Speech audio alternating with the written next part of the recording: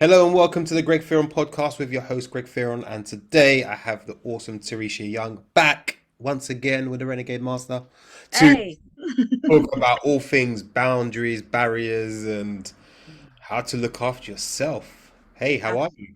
I'm doing really well today, Greg. And how are you doing? Thank you for having me back. It's an honor and privilege. It's my pleasure. It's all my pleasure. Thank you. Thank you. Do a very quick intro just to remind people of who you are, um, so they can know who you are and who this awesome person is. Oh, well, thank you for that nice little announcement there. So, who am I? What do I do? I'm Teresha Young, and I am a relationship master coach.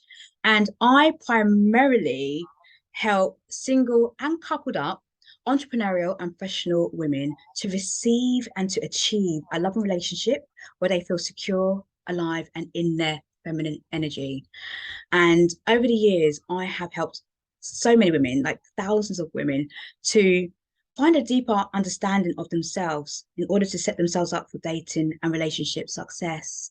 Because I truly believe that knowing, loving, and trusting yourself is so important when it comes for setting the tone of the relationship you have with other people. The relationship you have with yourself is so important and it's powerful. And often we don't appreciate just how powerful it is in terms of the relationship we have with everything, Greg. Even the relationship with food is the relationship starts with ourselves. So that's primarily what I do. So secure, alive, and feminine energy actually spells out an acronym, spelling safe, Nice. secure, alive, feminine energy.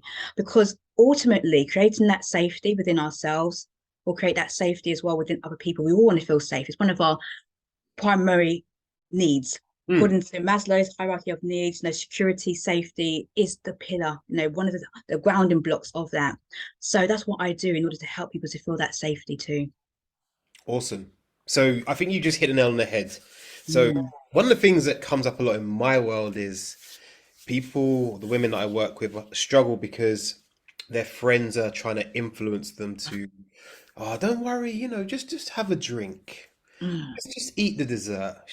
Come on, have some more pizza. Yeah, yeah. And that's about safety and boundaries, isn't it? Mm. 100%. And often why you might get influenced by people who say, oh, go on, just have that chocolate, just have that drink, yeah, just have that tiny bit. Come on, you really want that glass of Prosecco. The thing is that they know what you're doing, but they don't necessarily know why you're doing it. And it's the why and the feelings behind it that can really get somebody to have a deeper understanding and appreciation for the choices and decisions that we make in life. So when it comes to asserting boundaries with ourselves and other people, explaining the reasons why you're doing it and how it makes you feel can help to alleviate some of that peer pressure or social pressure that we might get from other people. But firstly, we have to become so comfortable with the boundary that we're setting within ourselves. Mm. Because in order for people to respect our boundaries, an external person, how are we respecting our own boundaries? Exactly. How are we being committed to ourselves? Because if we're not showing up for ourselves, then the message and conversation we're having with ourselves that we can't even trust ourselves. We Mm. can't even trust our decisions. So how can we expect somebody else to really trust us if we are not even honoring our boundaries? So let's expand upon what boundaries actually are. Because some people are like, so what's a boundary? We hear this term, have healthy boundaries, set healthy boundaries. What is a boundary? So a boundary is more about just making sure that you look after your emotional, your mental, and your physical well-being. Mhm. It's a place where you're coming from love. So you're really starting to respect yourself. Now, there is a clear difference between a boundary and a barrier, like what you said at the start of our discussion, because a barrier is a blockage. It's quite rigid. A barrier is often caused by fear, for Mhm. example. So it's something maybe within your past, maybe your past trauma, unhealthy behavior that actually can cause some distance within yourself and also with another person. It's so rigid. When you think about a barrier, I think about a metal frame. You get somewhere and you see it like, oh, wow, I'm not going to cross that metal frame. A boundary, however, has more flexibility and it comes from a place of love. A boundary is more about knowing how you can communicate yourself well and express yourself and honoring some of the non-negotiables in your life. A boundary is the setup for a healthy relationship, whereas a barrier can cause some distance. It can actually push people away. It can block intimacy and closeness. Mm. But that does require some deep searching within ourselves to understand what is that blockage. Is it a true boundary, or is it actually a barrier? And that takes some inner work to go within to find out what is motivating you to make the choices that you make. And that's why they would come to you to help with that stuff, right? Absolutely. So for me, it's really important that we do the deeper inner work to Hmm. understand. So whether you are single, whether you are coupled up, whether your intention is basically to nurture the relationship, you're in a pretty good relationship right now, you just want to keep it going, have somebody that you can be accountable for, or whether you're seeking love or you're having struggles, whatever it may be, it all starts with you. So often people come to me, let's say they're single and they're looking for love and they want some dating strategies. And I said, oh, yeah, I can make suggestions of 100 places where you could meet your potential suitor. However, when you meet them, there could still be some stuff that comes up for you. So let's have a look at the iceberg.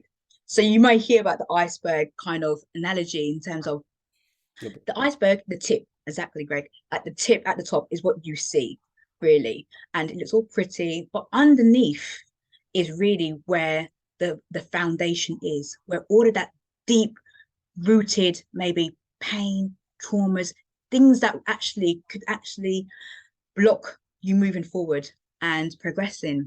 So when I start working with somebody, obviously I want to find out what their end goal is, of Yep. course, as a coach, move them from A to B. Yep. However, I'm like, okay, so let's see whether you've got anything carrying around. So I actually have a framework that I take my clients through, and Hmm. it's called the 4 C's Blueprint, Okay. and it's a 4-part methodology.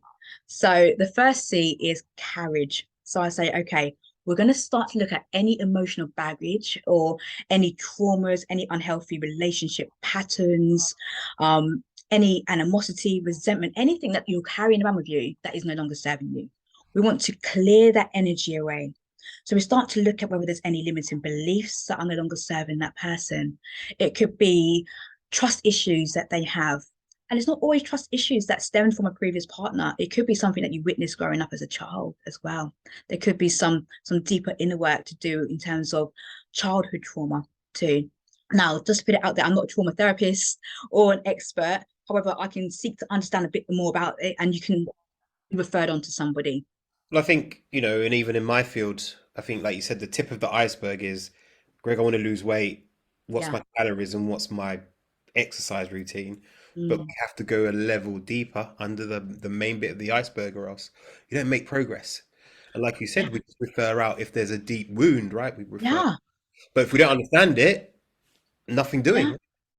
Absolutely. And the whole purpose isn't to trigger you or to actually bring those wounds to surface and leave you in that dark place if it's going to cause you any sort of pain. But from the pain or from the wound or from the trauma, we get to understand a bit more about how you identify yourself as well. Because a huge part of relationships and being able to achieve our goals is about our self-identity and the image Mm. that we hold of ourselves. And we can go about our daily business and just be, plodding along and just think, so, but why am I not achieving that goal? Why am I not achieving that weight goal? Why am I not achieving that relationship goal? I seem to be doing everything right on paper. I'm ticking all the boxes, yeah. But the energy isn't supporting that goal. Mm. So this is why for the carriage part of my 4-part methodology, we start to seek a bit more. Now, often what I find is that there's a piece of like forgiveness work I have to do with my clients. So that could be self-forgiveness. So deep down, there could be something that's lingering that you need to forgive yourself for.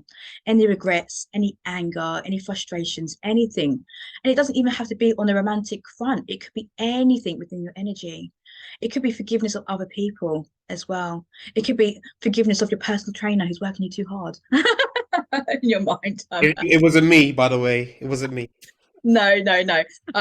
But it's just letting go. So I do a lot of forgiveness works, and I've got so many different forgiveness techniques that I use with my clients, depending on what resonates with them. Hmm. So what we do is that we do that piece of work. So we do that clearing, and it's really important to get to it and identify some of the issues that are coming up. Now, as I mentioned before, the relationship that we have with ourselves sets the tone for the relationship that we have with other people, our relationship with any other thing really in the world. Yep. So then it's about the second C, which is connection. And that is all about starting to connect you more with who you are as a person. So, what's your sense of purpose? We can go around, and often a lot of people are in a job, and or you're wearing so many different hats. You might be the employee, you Mm. might be the mum, you might be the sister, you might be the wife, or you might be the husband, or you might be the boyfriend, or you might be whatever it is. You've got all of these different hats that you're wearing. And when you strip it all back, you think, oh, what if I was to lose all of these hats? What am I all about? No, who am I? What am I not doing that I could be doing right now to serve a greater purpose? It doesn't mean that you have to go out there and save the world, but you can certainly have some sort of gift in which you can share with other people. So we start to connect you with who you are. So often I'll hear these sort of things, as objections to ladies getting into the shape that they want to get into. Mm, Because, oh, I'm just a mum, or yeah, I'm just, I don't know, a vegan. Sorry, yeah. vegans. I'm joking. But you know what I mean? It's these labels and identities that we've almost borrowed from Mm, everyone else. And when you ask the person, so what do you like to do? yeah. And they're just looking at me blankly, like, I don't know. Like, I don't, I'm like, okay, that's a Mm. problem. Yeah, exactly. Not being able to answer it answers everything. By not being able to answer it, that's the answer. That is the problem. And things like you're saying, like the language that people use, saying, I'm just a, again, that really starts to diminish somebody's expansion to, I'm just a mum, I'm just an employee, I'm just a, no, you're not just a something. You are mega, you're huge. So let's kind of tap into that energy and find out what you are about, what you stand for. And some people say, I don't, like you said, I don't know, I don't know. So it's like, so what are you passionate about? Or what makes you happy? Or when you were younger and when you was a kid, what made you happy? What inspired you? Because often enough, when we roll it back to when we were a kid, we can find some sort of adult alternative to bring that sense of purpose and that fulfillment. No, it doesn't mean, for example, that you have to go out there and earn money from a purpose. That's not what we're saying. But it's just more like a fulfillment within yourself to know you're doing something else, other than what you might label yourself as too. So it's really important that we get there. And often people don't know what they are about because they are not attached or have no idea what their values are and their needs. And for me, for years, I didn't know what my values were. I was like, what are your values? Well, what are values? Well, values are things that are important to you and it drives your behavior. So when you start to say, why do I not feel in alignment with this? Something feels off. You're probably not meeting a value. For example, now if one of your core values is kindness, for example, that's one of your core values, and you meet somebody and you're observing their behavior, you think, okay, we're not quite syncing here, or no, what's going on? Is it me? Is it them? Look at your values and say, natural fact, that person's not exhibiting some form of kindness, or that person's not exhibiting trust or loyalty. Have a look and see. And then we can make some decisions about what we do with those relationships as well.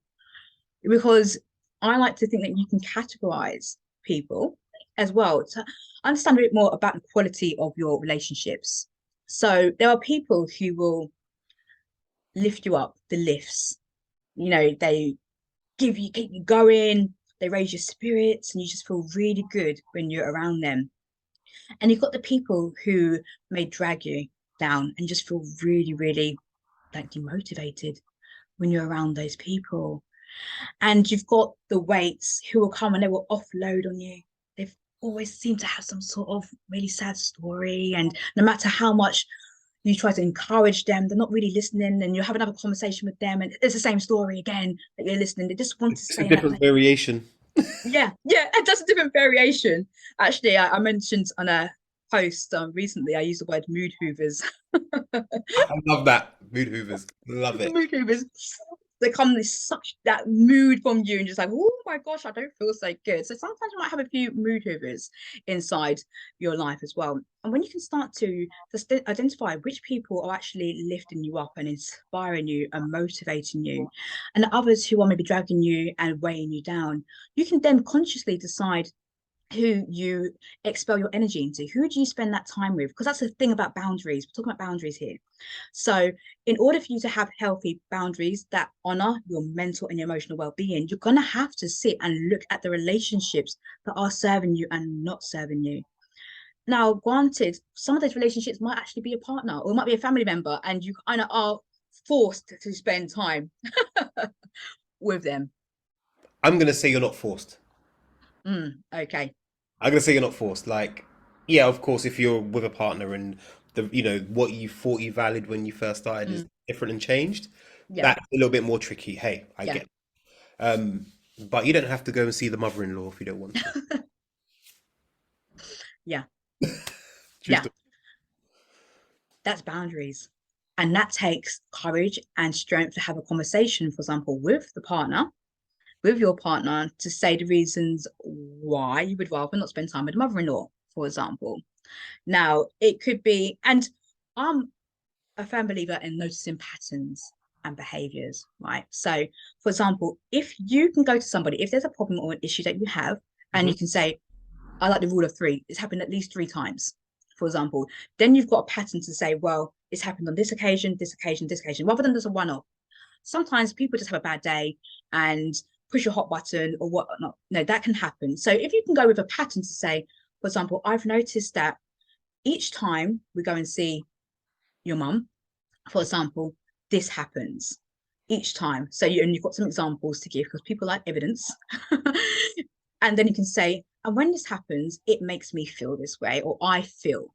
Because when you say I feel, nobody can argue with your feelings, really, because your feelings are your feelings and you can feel a certain way. But rather than she makes me feel, it's kind of like that's really accusational. And especially if it's someone's mum, they might not want to hear that. So it's more like, no, I feel really upset when your mother has X, Y, and Z because, and then explain, I would prefer not to spend so much time with because, and it's a conversation. How does that sound? So you have that conversation in Yeah. terms of getting that person's feedback rather than just dictating what you want. It's an element of compromise. Doesn't Mm, mean that you're always going to come to the same solution on it, but at least you've gone some way to have that conversation and explain how you feel. awesome. So, what are the other two C's? Because I think you did two. Ah, good remembering. Yeah, you remembered. So the other two C's, the third C is ceremony. So this is about celebration yourself. Ceremony is about the mind body connection. So again, I'm a firm believer in working on ourselves to set that boundary within ourselves. So the way that we treat our body, especially if I'm working with women, it's said that the body is the house and the home of the feminine energy. So it's really important that we learn how to nurture our body through eating well, through sleep. I've been Mm, before somewhere. This sounds, yeah. yeah. No, I'm just going to draw upon your expertise here, Greg. So yeah, eating well, sleeping well, um, exercise, movement, whatever it is for your body, actually start to feel into your body. The body is such a big indicator as to what is happening within you mentally as well. A lot of stress that we have can show up physically in our body. That mind body connection, and it goes both ways, the body mind connection, it really has that impact. So I like to have conversations with my clients in terms of how are you nurturing the body and the mind. So also, if you're into spirituality, it might be meditation, it could be yoga, it could be prayer, affirmations, whatever you can do in order to start nurturing the mind and celebrating you. I'm also a massive firm advocate of practicing gratitude. Hmm. Gratitude is such a powerful antidote when it comes to not feeling so good, when it comes to if you've got worry, if you've got concern, if you can find something to be grateful for, not just in those moments, but make it a daily practice. You can be in a good mood and still find something to be grateful for. It doesn't have to be an antidote, but it can be. So again, I do encourage my clients to start a practice whereby they are noticing what to be grateful for. If they can list up to 10 things each day that they're grateful for and why, because, and how it makes them feel. So if you can't get to 10, but if you can say, I'm grateful for, I'm so happy and grateful for, Hmm. why, and I feel, it really starts to connect you with that feeling base. So it's about tapping into that. Also, ceremony is about celebrating yourself, your wins, your acknowledgements as well. What have you achieved that day? The small things, the big things, if you want to call it small or big, whatever it is, really acknowledge yourself. We do not often praise ourselves enough. Never do. We never do. It's funny actually. I had a very interesting conversation with a friend of mine. He's also a coach, Oh yeah, and he just called me out as well for that same thing because he was like, "Well, what have you done well this week?" And I was going, "Oh, I haven't done this. I haven't done. Yeah, I haven't done this. Haven't done that." He's like, "I never asked you that question. I asked you what's gone well." Yeah. Well, and that's because our brains are wired with a negativity bias. Hmm. So we often, just because of how our brains wired, our survival mechanism from when we were okay people, um, but how we are wired is that we look out for the risk, for the dangers, for the things that aren't going well. So therefore, it takes effort, concerted effort, to Practice, be yeah. able to look and change that negativity bias into looking for the positive. It's completely easy to do. Well, it can be easy to do if you get yourself into a regular way of doing it. So, for example, when we are creating new ways of being, I like to do habit stacking. So, yeah, Yeah, we speak the same language. Amen. yeah, Hey. habit stacking. So it doesn't feel like an extra thing for you to do necessarily. So, for example, you, let's say, for example, in the morning, you really want to start drinking water. So, why not set it up that you brush your teeth in the morning? That's something you do naturally. And you have a glass of water by that. So, you start to build up that habit. Also, maybe when you're brushing your teeth, you start to say your affirmations at the same time, maybe one or two. So you're already building a new habit on a habit that you already have. So it doesn't feel so difficult. It's like, oh, I have to do this at a separate time of day. No, you just do it at the same time. Then it becomes second nature. Then you can start habit stacking. Well, even something you just mentioned there, it was that classic line of, "Oh, I have to." Oh, yeah. That just that little two words, "I Mm, have to," yeah. could make such a big difference to how you feel about something that you have to do or Yeah. need I to do. mean, Hmm. those words such as need, have to, shoulds, they are all value judgments that we're making on ourselves. It's like, okay, I have to.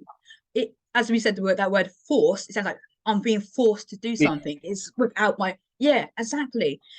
If we are feeling forced to do something, then the natural thing we're going to do is put up a barrier yeah, to it. yeah, exactly. Hmm. Yeah, exactly. You're going to push it back because nobody wants to feel forced and trapped. So therefore, it's understanding language is so powerful, Greg. Language is so powerful. So rather than saying I have to, it's more like saying, for example, I appreciate how this is going to make me feel. Okay, I'm all about a feeding person. Now, I appreciate I'm going to feel nourished after it. But you have to really tap into that feeling. And often we are disconnected from our feelings. We are. We live in a very busy world where we're doing lots of stuff with the mind, very much maybe in a masculine energy, very logical, very driven, go, go, go, go, go, that type. So to actually take stock of how we're feeling can not feel very natural to some Hmm. people.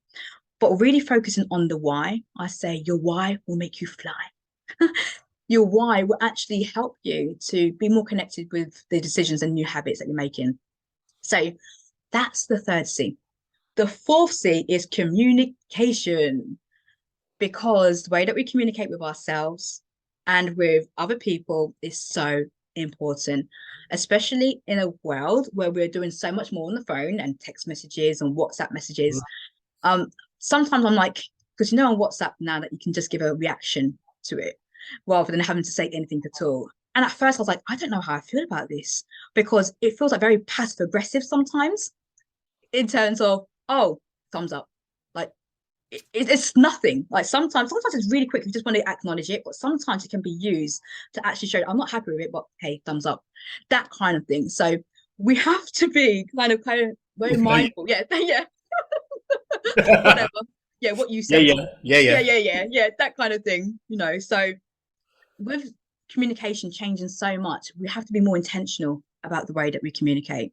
And a lot of times when people are coming to work with me or they have queries, it is that my person or my partner doesn't listen to me, or my needs aren't being fulfilled, or the expectations aren't aligned, some of those things. And often it just boils down to having healthy communication with somebody and actually taking time to communicate well, because communication is going to build that intimacy and closeness with people.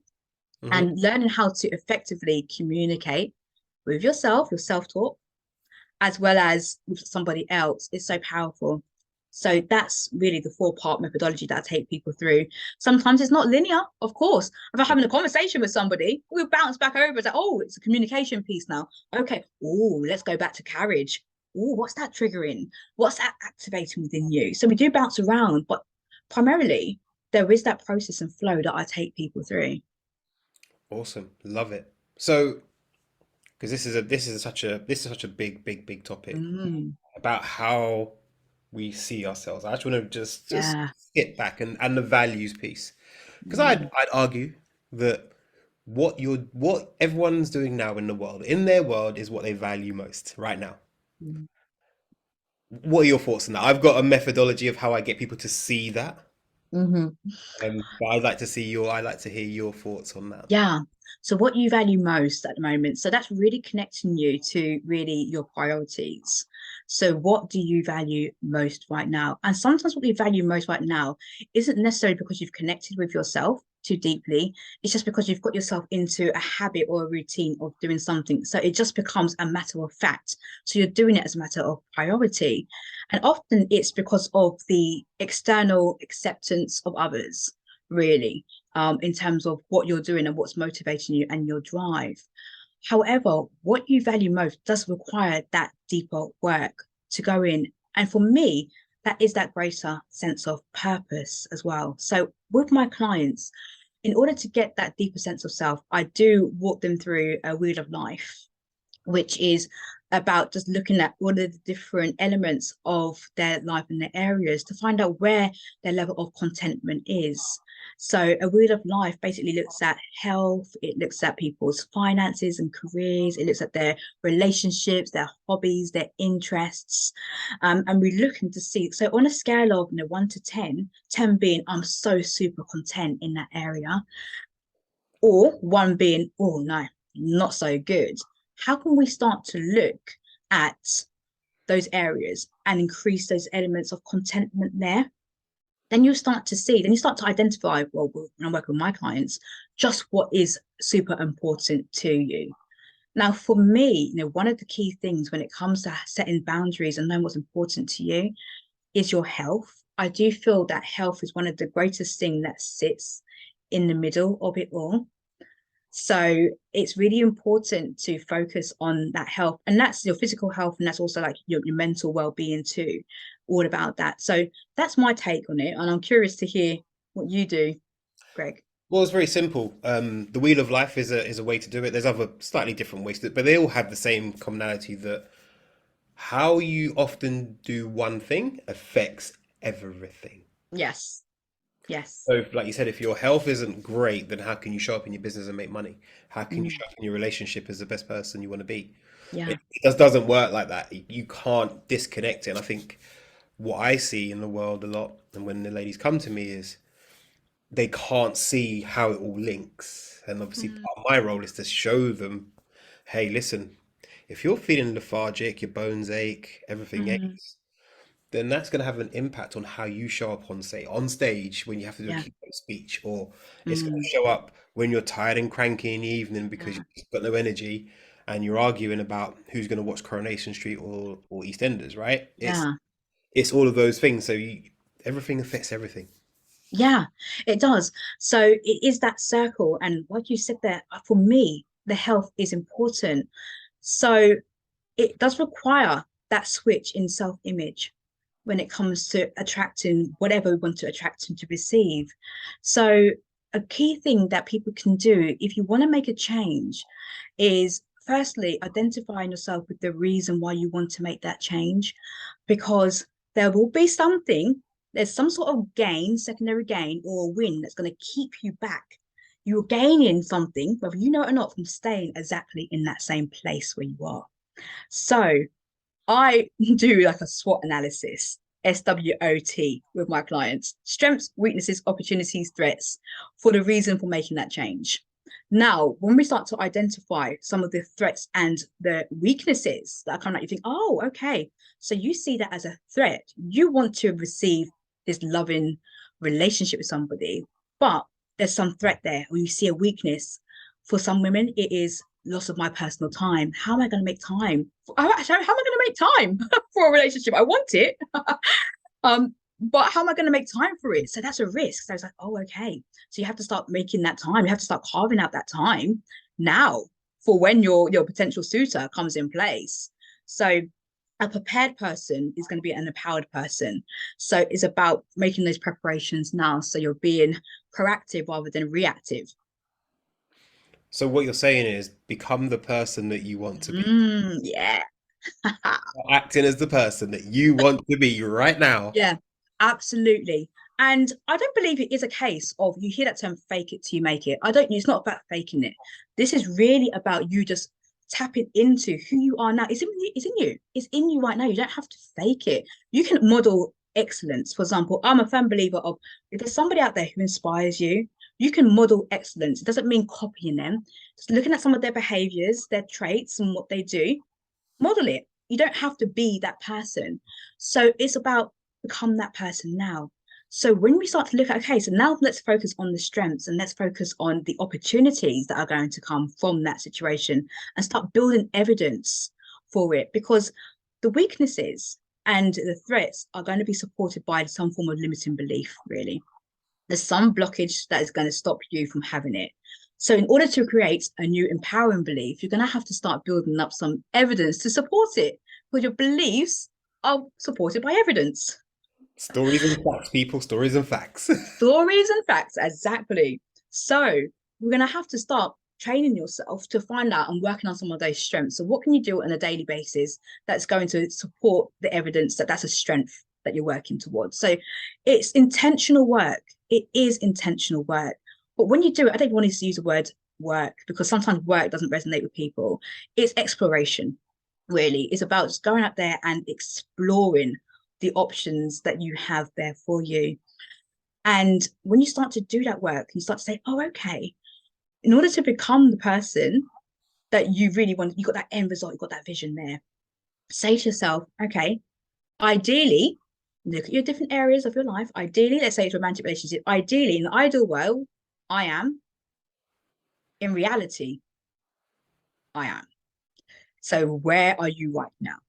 So start with where you want to be, then the reality is, could be health. Ideally, I would like to be 14 pounds lighter. In reality, I am whatever weight you are, what the habits you're doing, and things that may not be supporting that. So when you start to kind of break it down, it's all about clarity, breaking down where you are and where you want to be. Then you can start taking small steps in order to achieve that dream that you have as well. So funny because I was just gonna say that something that every listener I would say to do is to go onto YouTube Mhm. and listen to the Martin Luther King speech, I Have a Dream.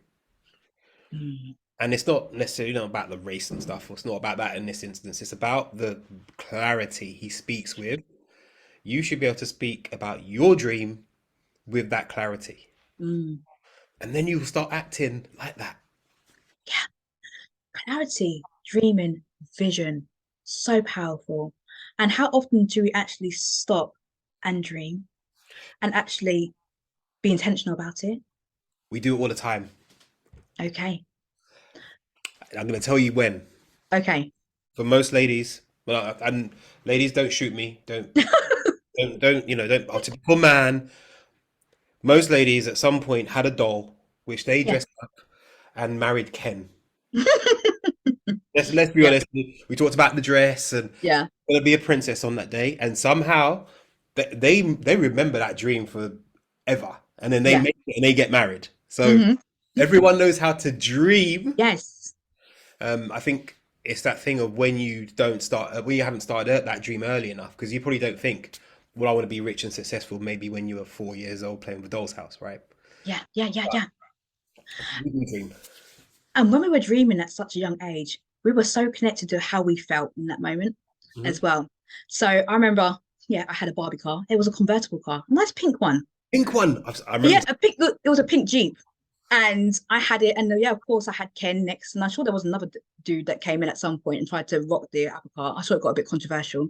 Hold on, May what doll set did you have? Oh, I'm just trying to think. Maybe that was Cindy's partner that came in. You might not even remember Cindy. So I let's. remember Cindy. You Cindy do and remember? yeah, Yeah, I remember. yeah, I do. I wasn't too keen on Cindy. Barbie was more my thing. I thought Cindy had a big head. But anyway, look, I digress. Okay. um, but yes, so I dreamt and I was like, oh my gosh, a pink Jeep, convertible Jeep. And it was beautiful. And I used to dream and I used to play with it. I had my doll's house and I really was in that moment. And I was so excited, the passion behind it, marveling like a child is something, if we could do more of that marveling. I'm a mum to a 6-year-old daughter. And the way I witnessed her marvel at things, she would laugh at the most random things. And when I connect with what she's laughing at, it makes me laugh because I'm like, wow, you found that funny. And if I was just in the business of life, I would have missed that opportunity. So it's really great to be able to tap into that dreaming aspect. And people think it's woo-woo. You're not actually manifesting anything. It's got no sense of purpose. But it is. When I work with my clients, one of the first things I get them to do, no matter what the status is of their relationship or dating, is to tap into their love vision. Because when you tap into that love vision, it's like, so please explain to me, what is your personal definition of love? What does that mean to you? And make it sensory. What will you be feeling? What will you be seeing? What will you be touching? What will you be hearing? But really tap into it. And just to dispel any limiting beliefs that you may have at that moment, give yourself permission to dream and to connect with it. And then for my clients as well, I encourage them if they can to record it as an audio. Sometimes they want my dulcet tones and I will record it for them. But if they can actually listen to it, so again, it's like you're feeding your mind with that love vision on a daily basis too. It can be so powerful. Got it. So, and you just made me go on to so many about four different things in that whole moment. I went, oh, that bit. Oh, no, that bit, because you've touched on so much today. Um, so what's the one bit of advice you'd give to any woman right now who wants a better relationship with themselves and then by extension with others? Mm. What's the one kind of hand grenade tactic they could start doing right now? So for those listening, that's a really great question, Greg. I would really invite the listeners to tap into your needs, to tap into your values, to really become connected with yourself. I really think it's important for you to tap into who you are as a person. So, what do you stand for? Now, what's your sense of purpose? What are your needs? What are some of your boundaries as well? Really tap into what your boundaries are. How are you supporting your mental, your emotional, and physical well-being? And how can you communicate that to other people as well in a healthy way? Because that's what's going to be so important is the communication piece with somebody else. But you first need to understand more about yourself and what you stand for, and give yourself permission to say no or not yet, so that you can say yes to yourself and to honor and respect who you are as a person. Got it. And I got one big question. So this one comes up from especially you ladies in my world. I want to lose weight, but Mm. my friends are eating chocolate and stuff and wine and all the rest of it. What can I do at that point to not get dragged in? Exactly. Well, I would say if you want to lose weight, for example, and you don't want to get sucked in, again, it's really communicating with your friends the reasons why. Now, if your friends aren't respecting what you're saying, that's a warning sign and an indication there in itself because they're not listening, not hearing you, and they are putting you back into an energy that you don't want to be in. Now, is that friendship best serving you if they don't fully appreciate and respect your needs and your wants and your boundaries? So firstly, you do need to question the reasons why. Have a conversation with them. So I say that just because something seems to be a warning or a red flag, you don't necessarily have to run away from that situation. I'm a firm believer that communicate it, express yourself in a way that is carefrontational, as Lisa Nichols will say, carefrontation rather than confrontation. Hmm. So again, I've noticed that each time we've gone out, you seem to want to influence me to have whatever the cake. When this happens, I feel again, I feel like because, and I just wanted to understand a bit more about what your thoughts are around that. Ask that question. Of course, we don't know what the outcome's going to be behind it, but how you respond to it, not react, how you respond is so important. But it does start with that conversation, because you can let something wind you up so much that it just festers and you start to get animosity and resentment, where you might just even start like refusing to go out and not giving people reasons why. But knowledge is power, and what you do with that knowledge is powerful. So give them that knowledge, let them decide what they want to do with that information that you shared with them. But at least that you stood in your truth and you stood up and you spoken and you expressed yourself. It's like that program, Take Me Out. Do you remember? Mm, yeah, Power is in your hands. You know, when the yeah, guy's got like more than two lights at the end of the show, yeah, Paddy's yeah. like, power is in your hands. The Yes. power is in your hands. And that's the thing, is that we can sometimes feel really powerless to a situation, but we can step into our power and have that conversations. Even me, as a coach, I'm always learning. I believe that life is about learning, and I have to have difficult conversations myself with people. And I have to have that self-talk to say, okay, I could escape and run away, or I can actually just say, I'm going to speak my truth in a way that's going to express it very clearly. And I will just respond in a way that's going to serve myself and hopefully the other person too. So again, it's just really about taking that power back, being in your personal power, and just expressing yourself as well as you possibly can, being true to yourself and honoring those boundaries. And remember that boundaries can change, Hmm. okay, because they're not rigid, not barriers. As we grow and we evolve in life, our our expectations, our needs, our wants, they're going to change as well. So it's having that flexibility and knowing whether you're being driven by fear or whether you're being driven by love. Hmm. Awesome. I think our parents probably taught us this message in a different format. They said, "Those who can't hear must feel." I think that was the non-coaching Jamaican way. Yeah, yeah, exactly. Yeah, if you can't hear, you'll feel. Yeah, exactly. I heard that, growing up, and I hear that within the culture too. So there is that, and it's hearing yourself. I mean, when you put that in context, it's like, how are you hearing yourself? Are you actually dismissing yourself? Because if you start to dismiss yourself, then you're just going to find that transition into your other relationships as well. Mm, So listen to yourself, really listen to yourself, just as you would like somebody to listen to you, just as you would listen to a child. And sometimes, when these thoughts come up and we are dismissing ourselves for whatever reason it is, it's saying, no, would I say that to a child or somebody that I really, really cared about? If I wouldn't say it to them, then why am I saying it to myself? Why am I dismissing myself? It's mm, okay to love myself. It's okay to honor myself, appreciate myself, say good things about myself, to encourage myself. And it's not a form of, I guess, being selfish. It can be, oh, it's self-loathing, it's all of that. Naturally, it's being self-full. Self-full, you're pouring into your own cup. And when you can pour into your own cup, everybody else is going to get from the overflow from yeah. that. They're not going to diminish your cup. They're going to get the little bit that's around the saucer, So The last little bit, just at the the end. last, the last little bit there as well. Or I was going to say something, but I won't No, because no, say it, say it, say it. We're open on this podcast. We talk the talk. Let's go. well, I was going to go a bit. People are, oh, that's a bit nasty. But as one of my sisters, she would say, oh, I don't want the backwash. You But know, do you know what? I was gonna say that too, and I thought, I don't know if I can say that. we were thinking exactly the same. They're not going to get the backwash, but they're still going to get the nice of the saucer. Oh dear, the backwash. Oh Lord. Oh, I know. We went there, Greg, didn't we? Yeah, well, if we don't have the honesty, then Yeah. it wouldn't be us. So No, we kept it real. exactly. So Missy, thank you again for coming on. Thank you for having me. It's been a pleasure. Anytime, anytime. Just to remind people where they can find your awesomeness if they want to fix a relationship with themselves and with others. Well, thank you. Thank you, everyone, for listening. I appreciate your time and your energy today. If you would like to follow me, reach out to me. I am across all social media platforms as Teresha Young. There's a H-T-E-R-E-S-H-A, Young. I'm on YouTube. I'm on LinkedIn. I'm on Instagram. I'm on Facebook.